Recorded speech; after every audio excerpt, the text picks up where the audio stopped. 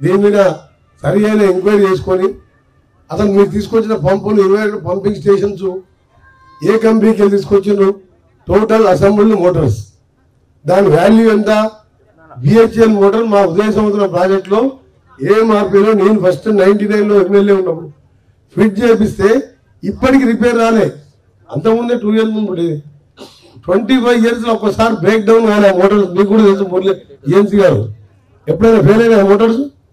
ఈ చెత్త మోటార్లు అసెంబ్లీ మోటార్ తీసుకొచ్చి 1000 కోట్ల రూపాయల మోటార్ 4000 కోట్లు ఛార్జ్ చేసి డిఫరెంట్ కంపెనీస్ స్మాల్ కంపెనీస్కి తీసుకొచ్చి అసెంబ్లీ తీసుకొచ్చి ఫిట్ చేసి ఎంత బాధ అనిపిస్తుంది అంటే మాకు గవర్నమెంట్ లో మీ గవర్నమెంట్ నుండి సెటరేట్ ఏదేమన్నా సెటరేట్ చేయలేని పరిస్థితి తీసుకొచ్చారు మీరు.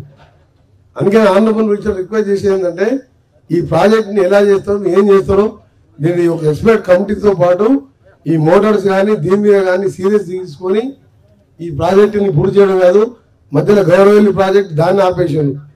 అంటే అప్పటి ప్రాజెక్టు పూర్తి చేస్తే ప్రాణైతే పూర్తి చేస్తే కాంగ్రెస్ ప్రభుత్వానికి పేరు వస్తుంది, గౌరవల్లి పూర్తి చేస్తే అప్పటి ప్రాజెక్ట్. ఇవన్నీ మంచి పద్ధతి కాదు. మీరు ఇంజనీర్స్ గా మీరు అడ్వైజ్ చేయాలి. మీరు మీ మాట విన్నప్పుడు మీరు వెళ్ళిపోవాలి మీరు అక్కడి నుంచి. ఇవాళ మీరు బస్వాపురం అన్నారు, కొండపోచమ్మ నిండింది, మల్లన్న సాగర్ నిండింది, 10 గండిపేటలంత కెపాసిటీతో 54,000 ఎకరాలు చేసిండు. దాని కింద ఆలేరు బస్వాపూర్ భువనగిరిలో మాకంతా డ్రైనేజ్ వాటర్ వస్తుంది. ఫీడర్ ఛానల్ తోటి మీరు ఒక 2 లక్షల ఎకరాలు నీళ్ళు వస్తుంది. మొత్తం 97,000 ఎకరాలు చూపించారు మీరు.